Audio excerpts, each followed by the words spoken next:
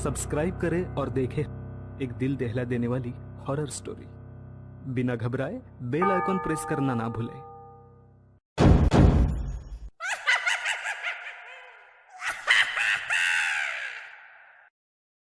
रात के 12:30 बज रहे थे। कोल्हापुर में धाराशिव जाने वाली सीनियर कॉलेज के छात्रों की बस जंगल के रास्ते से गुजर रही थी। ट्रिप खत्म करके वे वापस धाराशिव आ रहे थे। दिन भर मौज मस्ती करने की वजह से सभी छात्र थक कर सो गए थे। दरवाजे की सीट के पास विकास सर और सुशील सर खर्राटे ले रहे थे। बस ड्राइवर विजय मामा भी नींद में बस चला रहे थे। उनके बगल वाली सीट पर प्यून पांडु मामा बैठे हुए थे कि तभी बस के सामने जंगली सुअरों का झुंड आया। विजय मामा ने बस जंगल में रोक दी। कुछ देर में जब रास्ता खाली हुआ तो बस फिर से चलने लगी। कुछ ही देर में विकास सर के पीछे ही दूसरी सीट पर बैठा श्याम नींद से जाग गया। श्याम की उम्र 21 साल थी। पढ़ाई में बहुत तेज था, लेकिन हमेशा अकेला रहने वाला। ना किसी से बनती थी, ना ही उसका कोई दोस्त था। वह दूसरी सीट पर अकेला बैठा हुआ था। सर, टॉयलेट जाना है। सर ने आधी आंखें खोलकर खिड़की से बाहर देखा।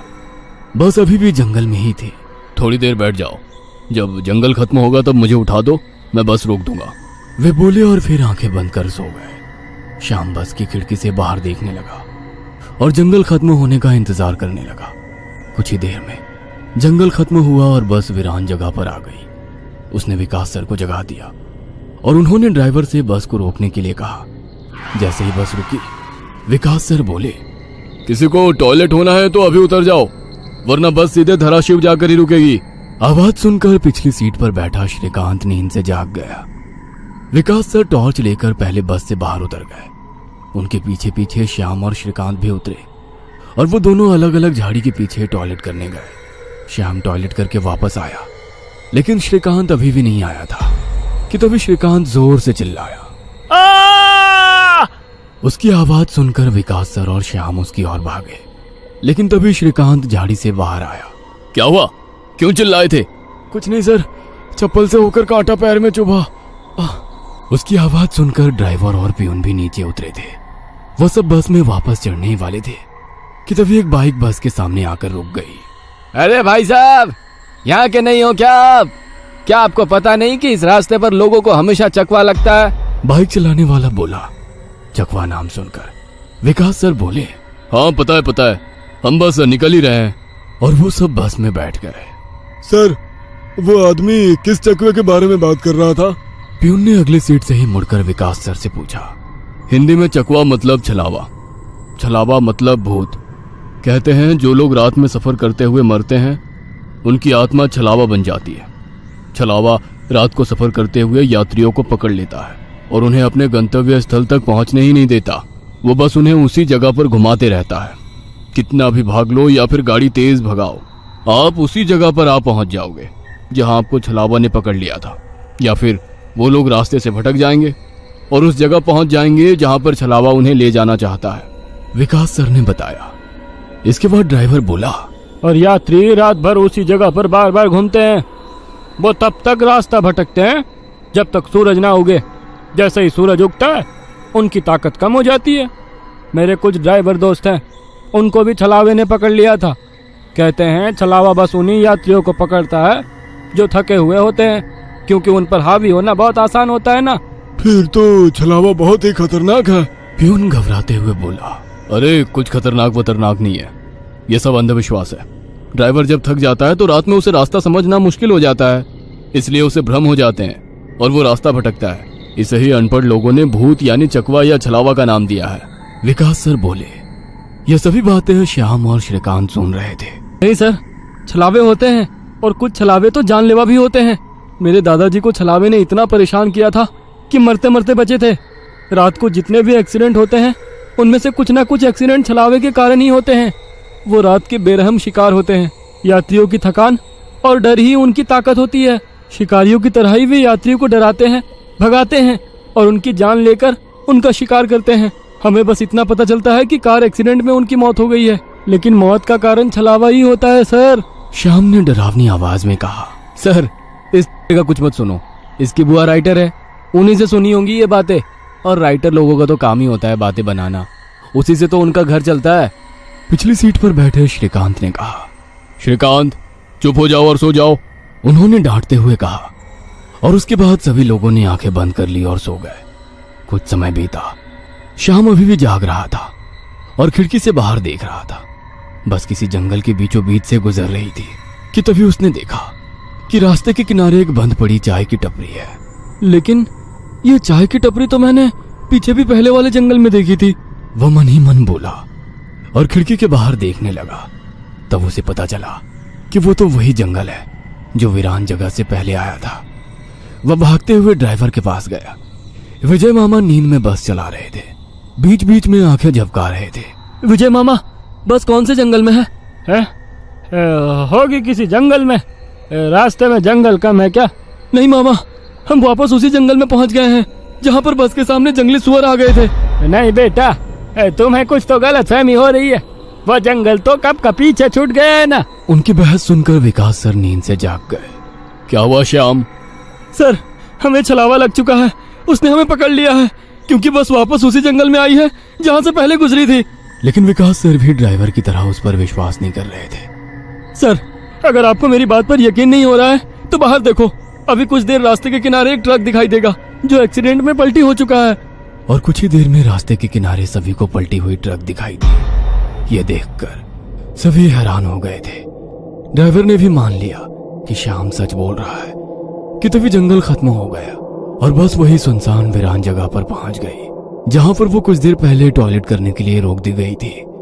ये देखकर सभी की आंखें फटी की फटी रह गई थी। विकास सर की तो बत्ती ही गोल हो गई थी। श्रीकांत पिछले सीट से आगे आ चुका था।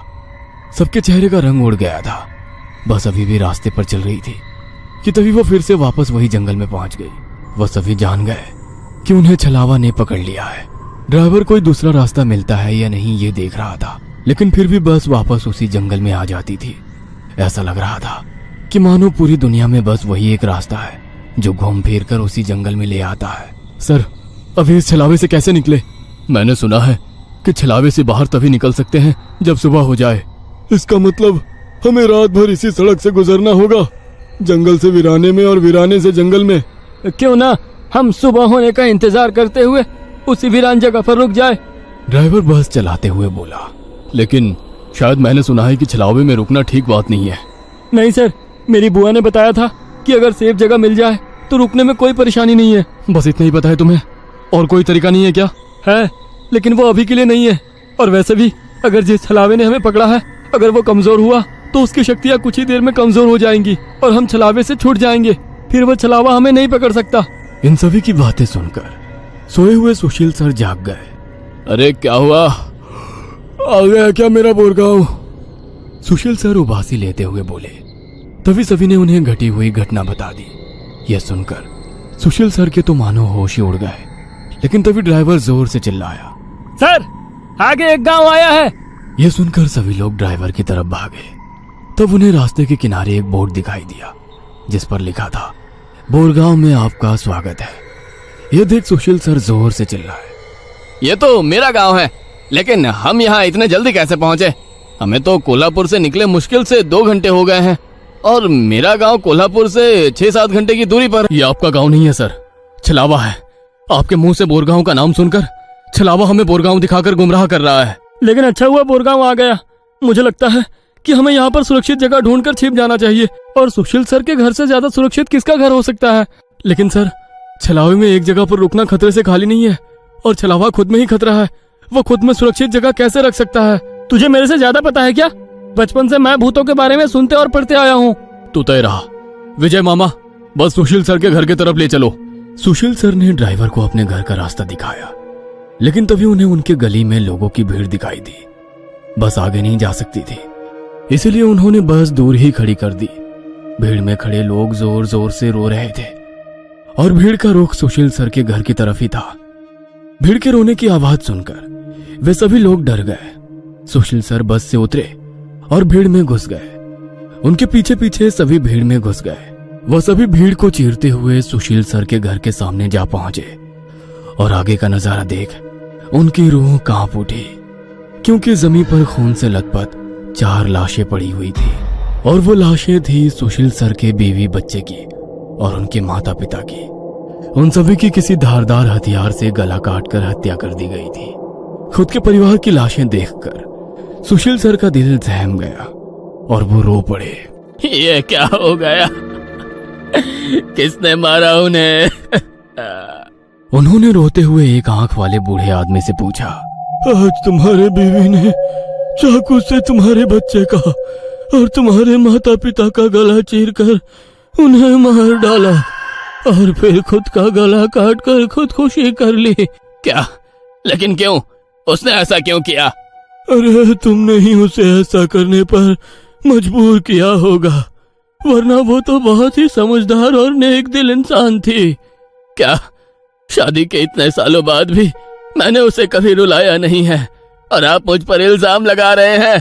तुमने ही उसे ऐसा करने पर मजबूर किया है। ये लो चाकू और अपनी जान देकर अपने गुनाह का प्रायश्चित कर लो। वैसे भी तुम अकेले इस दुनिया में जीकर क्या करोगे? खुद की जान दे दो, वरना उनकी आत्मा को कभी शांति नहीं मिलेगी। न जाने सुशील सर को क्या हुआ, वो उस आदमी की बातों में आ गए। ऐसा लग रहा था कि वो उसकी बातों से वश में आ गए थे।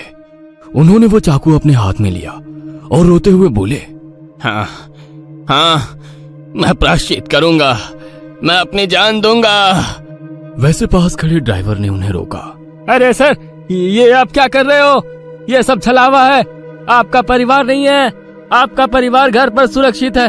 तभी एक आंख वाला आदमी बोला, ए, तूने अगर एक लफ्ज भी आगे कहा तो तुम्हें पकड़कर गांव के बीचों बीच सूली पे चढ़वा देंगे।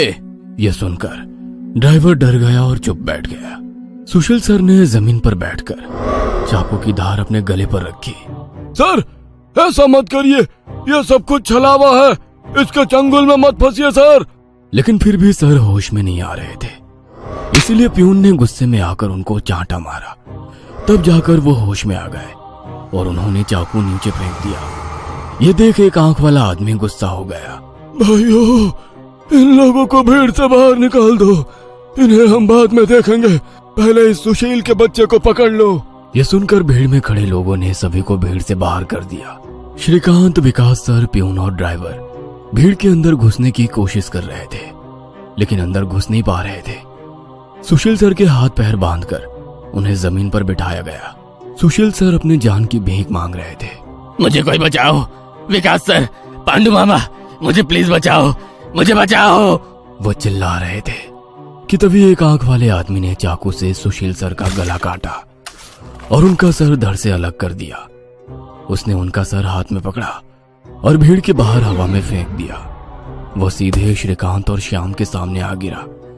वो दोनों चीखे। तब एक आंख वाला आदमी बोला, भाइयों, इन शहरी लोगों ने सुशील को बचाने की जरूरत की है, उन्हें भी पकड़कर उनका गला काट दो। वैसे भीड़ में खड़े लोग इन सब लोगों की तरफ मुड़े। वो गुस्से से इनकी तरफ देख रहे थे। तभी उन्हें बस के हॉर्न की आवाज आई। जल्दी से भागो, जल्दी करो। कुछ ही दूर बस में बैठे ड्राइवर मामा चिल्लाए। उनकी आवाज सुनते ही श्याम, श्रीकांत, विकास सर और प्यून बस की तरफ भागे। भीड़ उनका पीछा कर रही थी।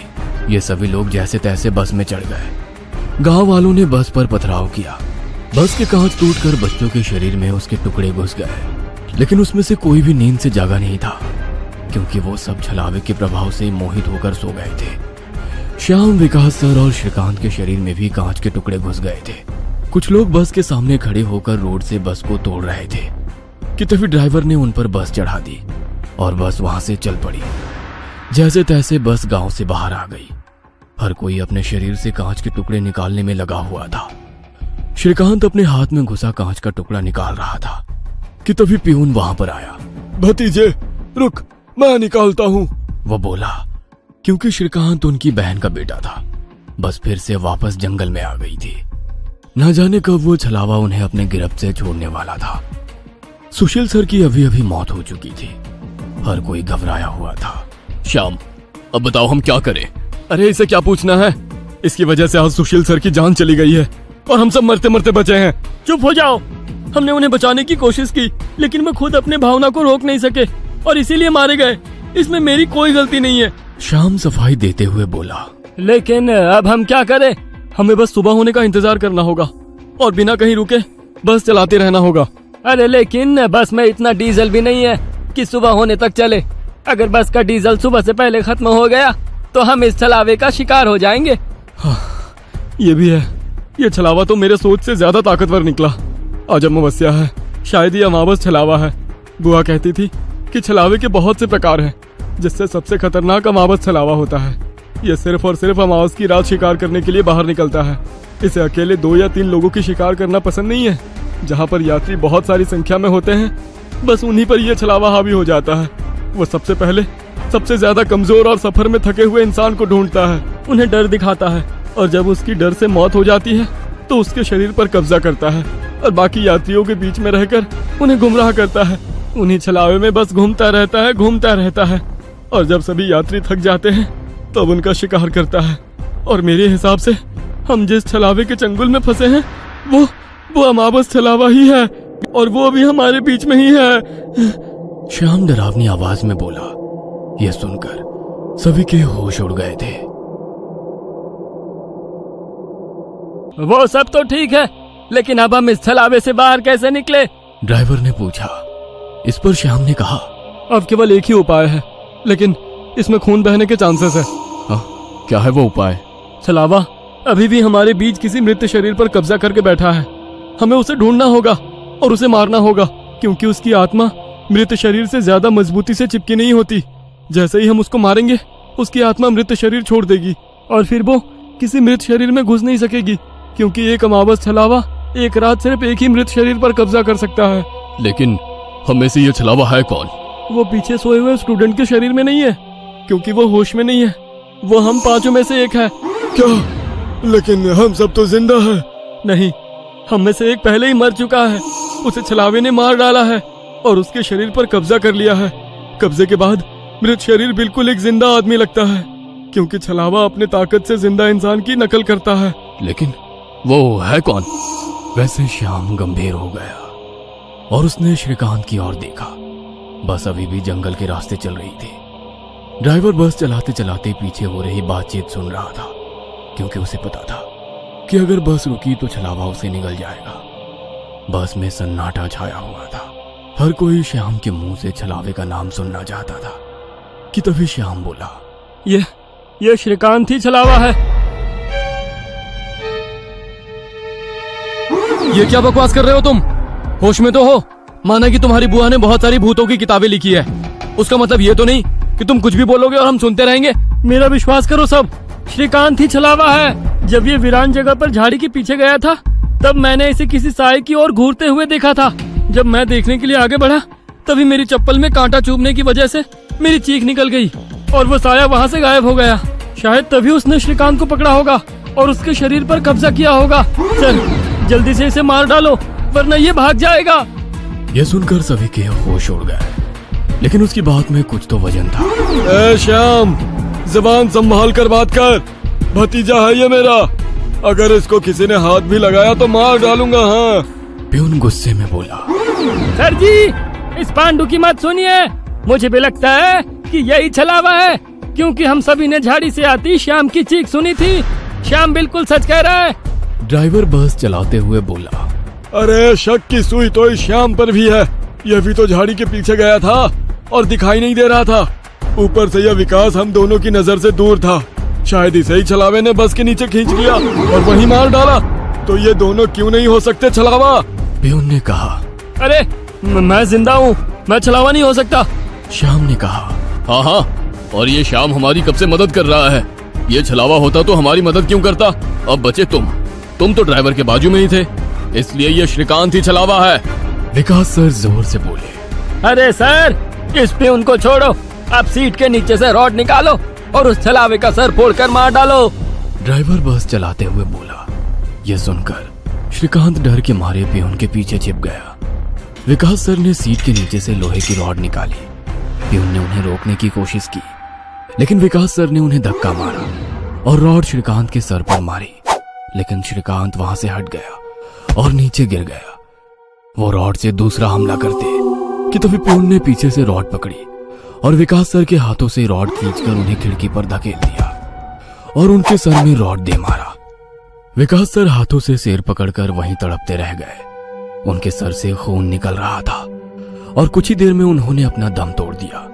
यह देख श्याम चिल्लाया, विजय मामा, जल्दी से पीछे आइए, इन दोनों ने विकास सर को मार डाला। यह सुनकर ड्राइवर ने बस बीच जंगल में रोक दी और वो पीछे भागते हुए आया। उसने पियून के हाथों से रॉड छीना और उसे धक्का दे दिया। तुम नहीं सुनोगे, इसलिए पहले मुझे तुम्हें ही मारना होगा। ड्राइवर गुस्से में पियून से बोला और वो पियून के सर पर रॉड से हमला करता कि इससे पहले ही पियून ने कांच का नुकीला टुकड़ा तोड़कर ड्राइवर के पेट में घोंप दिया। ड्राइवर जोर से चिल्लाया और नीचे गिर गया कि तभी बस के बाहर से भीड़ की आवाज सुनाई देने लगी। रास्ते के बीचों बीच बस लगाई है इन्होंने। कोई तेजी से चलती गाड़ी इस बस से टकराई तो क्या होगा? बाहर निकालो इन लोगों को और सजा दो इन्हें, सजा दो। बस के बाहर से आवाज आई और बस पे पथराव होने लगा।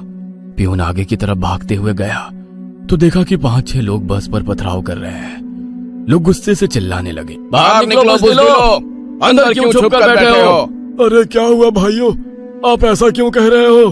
पियून चीख चीख कर उनसे पूछ रहा था, लेकिन कोई भी उसकी तरफ ध्यान नहीं दे रहा था। तभी श्याम श्रीकांत से बोला, ये लोग सिर्फ छलावा है, हम जंगल में रुके हुए हैं, इसलिए हम मुसीबत में पड़ चुके हैं। विकास सर और ड्राइवर दोनों मर चुके हैं, फिर भी हम छलावे से बाहर नहीं निकले। इसका मतलब छलावा अभी भी हमारे बीच में है और वो छलावा तुम्हारा मामा है। ये सुनकर श्रीकांत की आंखें फटी की फटी रह गईं। नहीं नहीं, ऐसा नहीं हो सकता।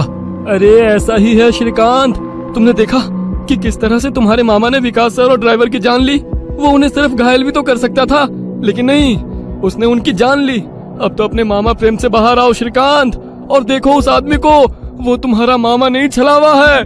यह सुनकर श्रीकांत सोच में पड़ गया। श्रीकांत, लोग अभी बस के कांच तोड़कर अंदर आ जाएंगे और हमारी जान ले लेंगे। इससे पहले हमें यहाँ से निकलना होगा। मैं बस को यहाँ से निकालता हूँ और तुम इस छलावे को पीछे बुलाकर इस कांच के टुकड़े से घोंप दो। छलावा मर जाएगा और हमारी जान बच जाएगी।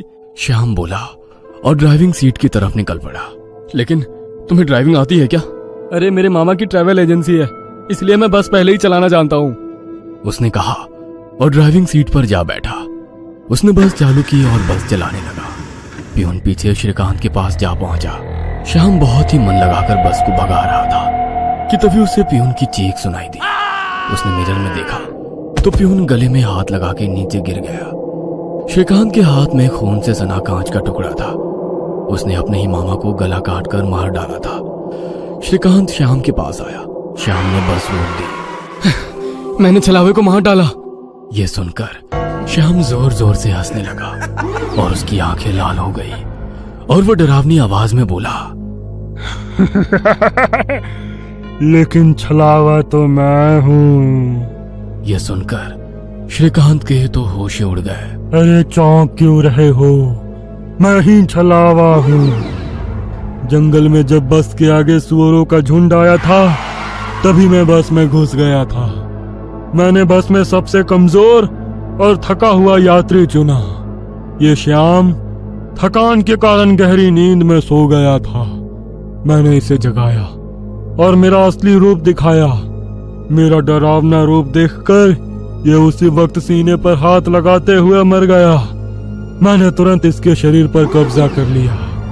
तभी मैंने जाना कि पिछली सीट पर बैठा एक लड़का, मतलब कि तू, आधी नींद में था और टॉयलेट जाने के विचार में था, और मैंने अपना खेल शुरू कर दिया। मैंने बस में बैठे सभी को छलावे की कहानी सुनाकर डरा दिया, क्योंकि डर ही मेरा सबसे बड़ा हथियार है।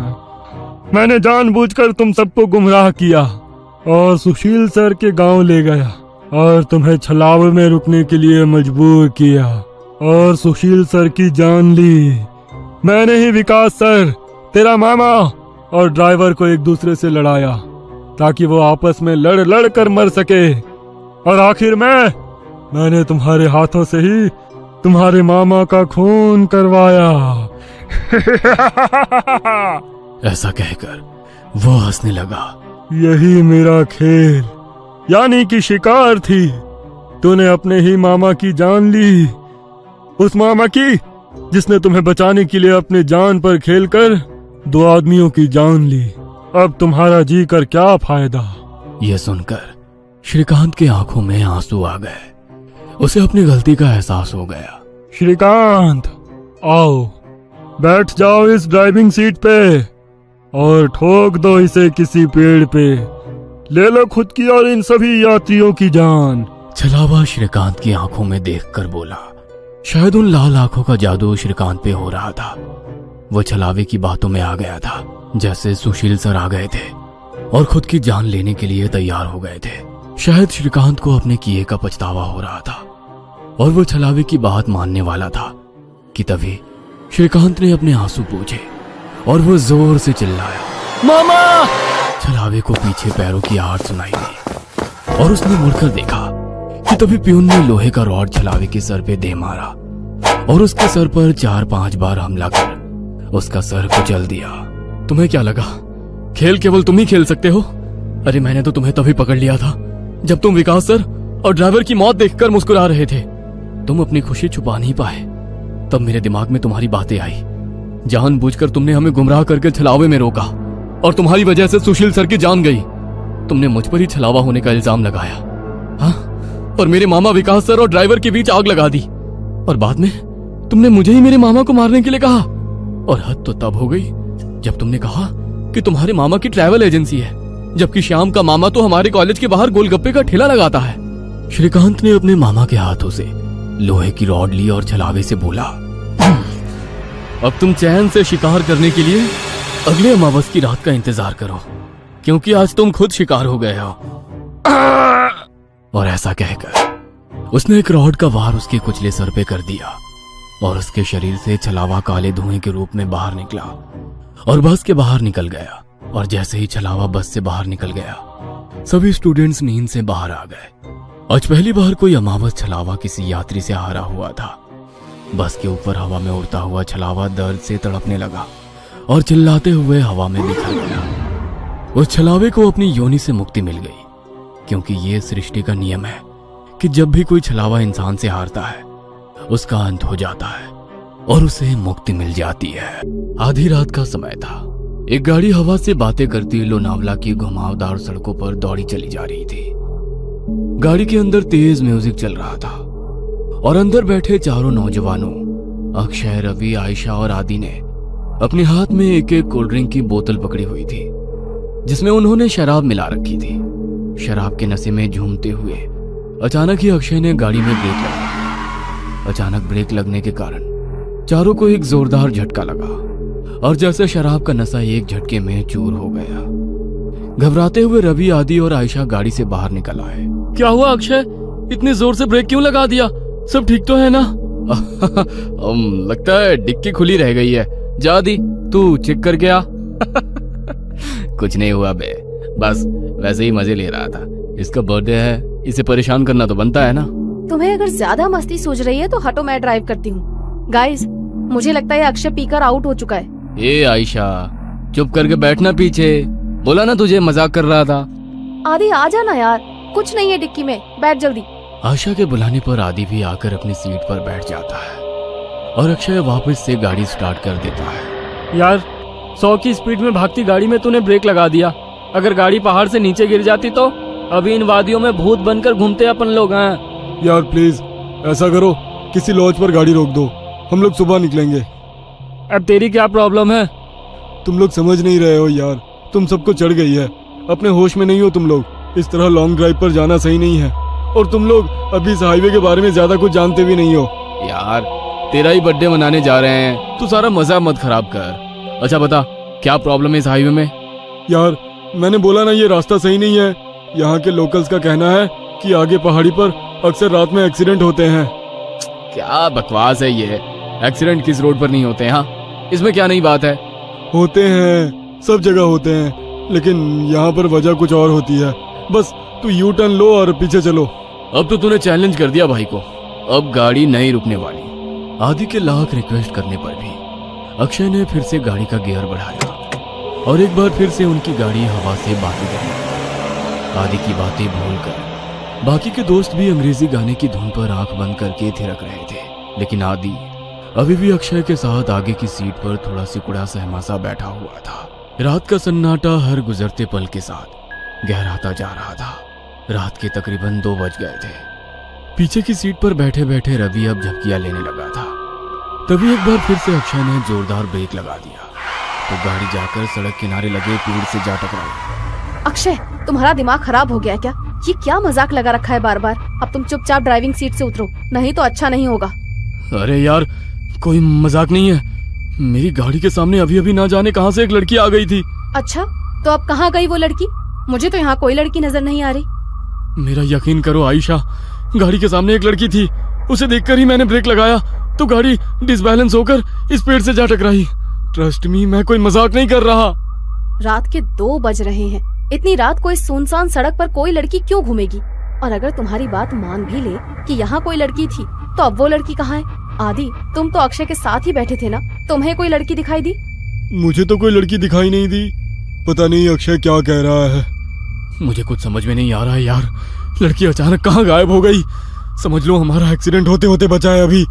आदि, आयशा और अक्षय गाड़ी से नीचे उतरकर बातें कर रहे थे और रवि सब कुछ अनसुना करके चैन की नींद सो रहा था। इसे देखो, अभी गाड़ी खाई में गिर जाती तो ये सोते सोते कुंभकर्ण ऊपर पहुँच जाता। इसीलिए बोलती हूँ, लिमिट में पिया करो। हाँ, तो सही कह रही है। शायद मुझे चढ़ गई है। मैं पीछे बैठता हूँ, अब तू ड्राइव कर ले। ना बाबा ना, अब तो मेरी आंखें नींद से भरी हो रही हैं। तू ही चला गाड़ी, लेकिन अब ध्यान से चलाना। अक्षय एक बार फिर से ड्राइविंग सीट पर बैठ गया और आयशा पीछे बैठकर झपकियां लेने लगी। कुछ देर बाद, यार आदि, मुझे ऐसा लग रहा है हम बार बार उसी रास्ते पर आ रहे हैं। सब गोल गोल घूम रहा है यहाँ। वही पेड़, वही पहाड़। मुझे सच में चढ़ गई है क्या यार? तू एक बार लोकेशन चेक करना। भाई, पहाड़ एक जैसे ही होते हैं, इसमें क्या अलग होगा? आदि अपना मोबाइल निकालता है, लेकिन मोबाइल में कोई नेटवर्क ही नहीं आ रहा था। यार, मेरे फोन में नेटवर्क ही नहीं है। तभी अक्षय को गाड़ी की लाइट्स में सामने एक आदिवासी पहनावे वाली लड़की दिखाई देती है। लगता है मुझे फिर से वहम हो रहा है। अगर अब मैंने ब्रेक लगाया तो ये सब मिलकर मुझे ही पहाड़ से नीचे फेंक देंगे।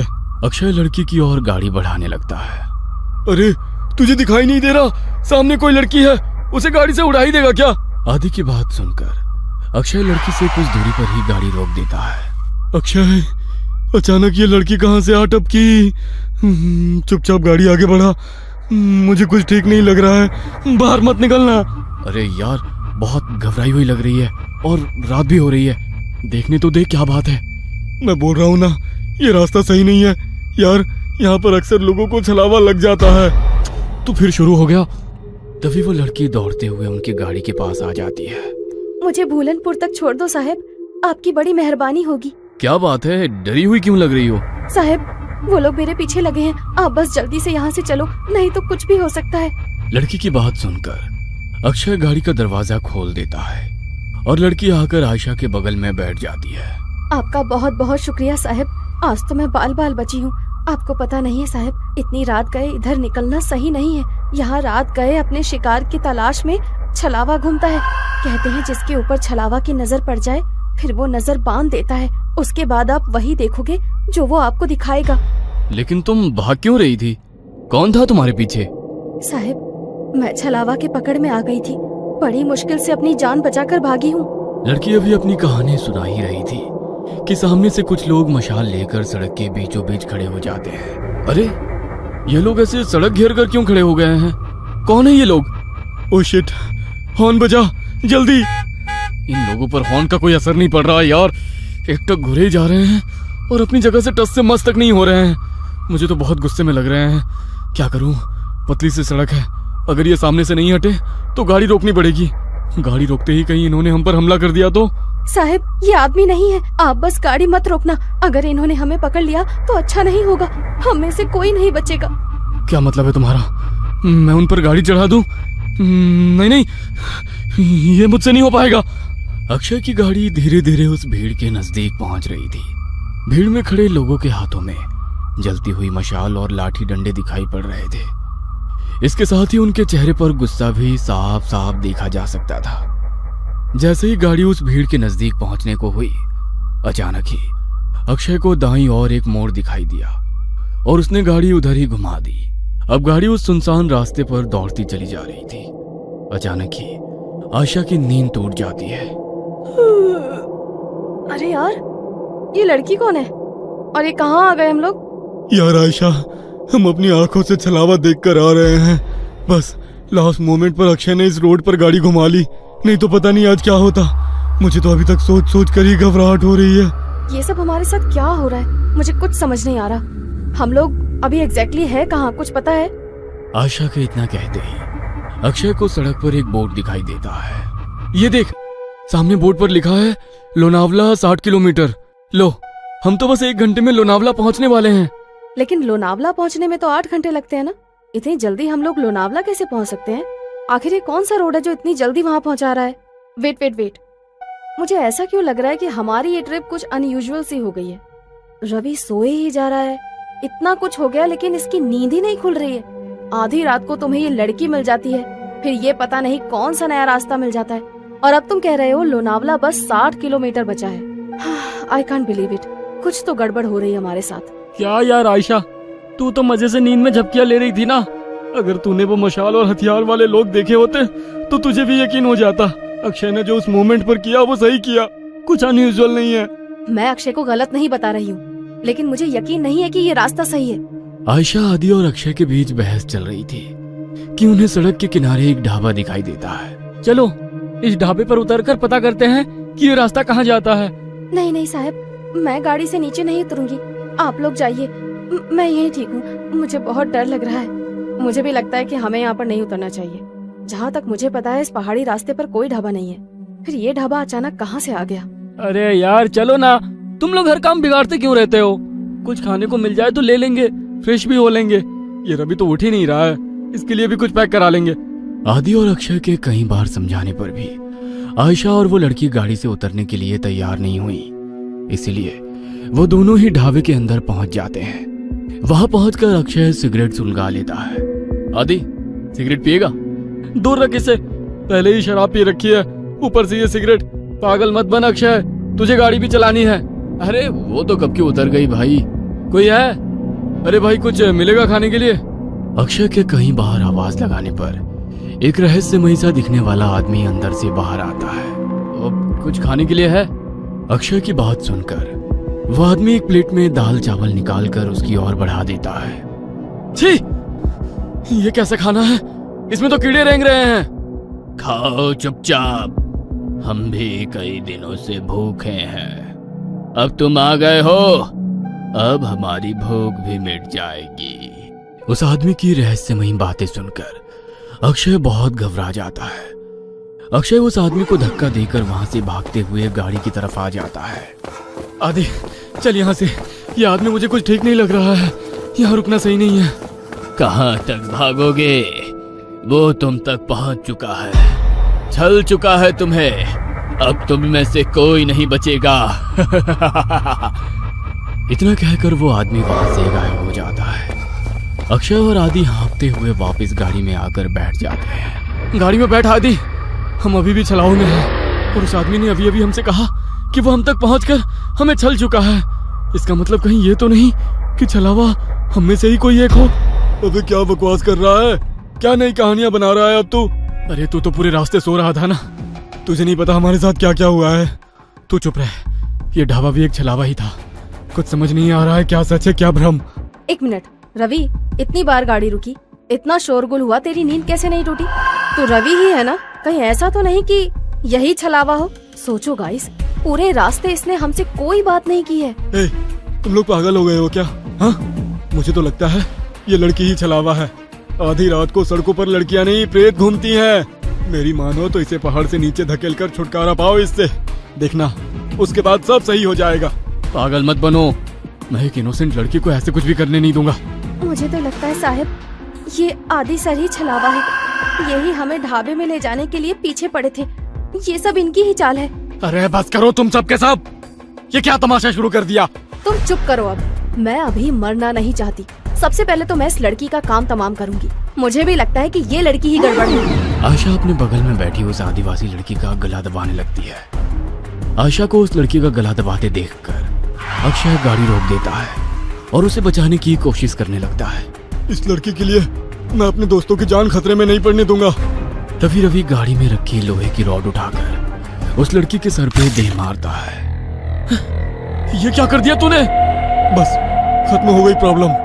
इसकी बॉडी को गाड़ी से बाहर फेंको और आगे बढ़ो। लड़की को मारने के बाद वे लोग उसकी बॉडी को गाड़ी से नीचे उतार रहे होते हैं कि तभी दूसरी ओर से कुछ गांव वाले मशाल लेकर उनकी ओर दौड़ते दिखाई पड़ते हैं। ये तो वही लोग हैं ना जिसे ये लड़की छलावा बोल रही थी। इसका मतलब छलावा अभी भी हमारे आसपास ही है। जल्दी चलो यहाँ से। वे चारों घबरा कर फिर से गाड़ी में बैठ जाते हैं। देखो, सुबह होने में बस 1 ही घंटा बाकी है। हमारे बीच जो भी छलावा है वो अगले 1 घंटे में हम सबको अपने साथ ले जाएगा। हमें उसके बारे में पता लगाकर उसे खत्म करना होगा, नहीं तो हम में से कोई नहीं बचेगा। Calm down. ये जो कुछ भी है इसने हमारी सोचने की शक्ति को खत्म कर दी है। हम लोग एक भ्रम में हैं। क्या सच है क्या झूठ कुछ भी समझ नहीं आ रहा है। वो हमें इमोशनली ब्रेक कर रहा है ताकि हम पर काबू कर सके। तू अपना प्रवचन अपने पास रख, मैं तुम तीनों को ही खत्म कर दूंगा, तो छलावा के बचने का कोई चांस भी नहीं रहेगा। तू मुझे भी मार देगा रवि? तू तो मुझसे प्यार करता था ना। Shut up! मुझे यहाँ से जिंदा अपने घर जाना है बस। इससे पहले कि रवि आयशा को मारता, आयशा अपने गले में पहने हुए स्कार्फ से रवि का गला घोटने लगती है। तू ही है वो राक्षस, तुझे ही खत्म कर देती हूँ, सारी प्रॉब्लम खत्म हो जाएगी। आयशा और रवि के बीच होती हाथापाई को देखकर अक्षय अचानक से अपनी सीट के पास रखी बियर की बोतल को आदि के सर पर दे मारता है। उस फूटी हुई बोतल से ही अक्षय आदि के ऊपर एक के बाद एक कई सारे वार कर देता है। अक्षय के आदि पर हमला कर देने से अचानक ही आदि का चेहरा बदलने लगता है और वो एक खौफनाक चेहरे वाले प्रेत में बदल जाता है। आदि का चेहरा बिल्कुल काला हो गया था और उसके बदन पर कपड़े भी पुराने और फटे दिखाई दे रहे थे। हैरानी से अक्षय की ओर घूरते हुए वो जोर से चिल्लाया, नहीं, ये नहीं हो सकता। आज तक मेरे भ्रमजाल से निकलकर कोई बाहर नहीं आ पाया है। तुझे कैसे पता चला कि मैं ही छलावा हूँ? पिछले काफी देर से मैं आज रात की सारी घटनाओं की कड़ियां आपस में जोड़ने की कोशिश कर रहा था। तुझे पहले ही पता था कि हम तेरा बर्थडे मनाने लोनावला जा रहे हैं। घर से तो तू खुशी खुशी हमारे साथ आ गया था, लेकिन जैसे ही ये पहाड़ी हाईवे स्टार्ट हुआ तू कुछ अजीब सा व्यवहार करने लगा। पहले तूने कई बार मुझे यू टर्न लेने को कहा, जबकि तू जानता था उस रोड पर आगे 10 किलोमीटर तक कोई यू टर्न नहीं है। उसके बाद उस लड़की को लिफ्ट देने से मना करना, अचानक से छलावे की कहानी सुनाने लगना, जबकि तू तो इन बातों को कभी मानता ही नहीं है। वो गांव की लड़की ठीक कह रही थी, तू ही मुझे जानबूझकर उस ढाबे में ले गया था, लेकिन मैं वहां से बचकर किसी तरह निकल आया। मेरे सिगरेट के लिए पूछने पर तूने मेरा हाथ जब झटका वो मुझे बहुत अजीब लगा था। और सबसे जरूरी बात, रवि तो पूरे रास्ते गाड़ी से उतरा ही नहीं था। इसीलिए जब आयशा रवि को मारने लगी तो मैंने तेरी तरफ नजर घुमाकर देखा। तू अपनी सीट पर बैठा बड़े आराम से मुस्कुरा रहा था। कोई दोस्त अपने दोस्त को ऐसी हालत में देखकर हंस नहीं सकता। मैं समझ गया कि छलावा तू ही है और कोई नहीं। मूर्ख हो तुम सब। मैंने तुम्हें समझने के लिए कितने मौके दिए, लेकिन तुम मूर्ख के मूर्ख ही रहे। मैंने तुम्हें बताया था, छलावा जो चाहेगा तुम बस वही देखोगे। मैंने तुम लोगों की नजर और दिमाग को बांध रखा था। गांव के लोग उस लड़की को नहीं, मुझे पकड़ने के लिए तुम्हारा पीछा कर रहे थे। इसलिए मैंने तुमसे कहा कि गाड़ी मत रोकना। मैंने ही तुम्हें वो ढाबा दिखाया ताकि तुम सब वहां नीचे उतर जाओ और मैं अपना शिकार कर लूं। लेकिन ये आयशा बहुत चालाक है। इसने गाड़ी से उतरने से मना कर दिया था, इसलिए मैं वहां शिकार करने से चूक गया। बस कुछ देर की बात और थी, इस रवि के मरते ही तुम दोनों एक दूसरे की जान के दुश्मन बन जाते और एक दूसरे को मार डालते और मेरी जीत हो जाती। अगर ये आदि नहीं है तो हमारा आदि कहाँ है? तुम्हारा आदि तो उसी जगह मेरा शिकार बन गया था, जब पहली बार तुम सब गाड़ी से उतरकर इस अक्षय से झगड़ा कर रहे थे और वो गाड़ी की डिक्की चेक कर रहा था। अक्षय, मार इसको, छोड़ना मत। उसने हमारे आदि को मार डाला, मैं इसे नहीं छोड़ूंगी। सुबह के 4 बज चुके हैं, अब तुम लोग मेरा कुछ नहीं बिगाड़ सकते। इतना कहकर वो छलावा वहां से गायब हो जाता है।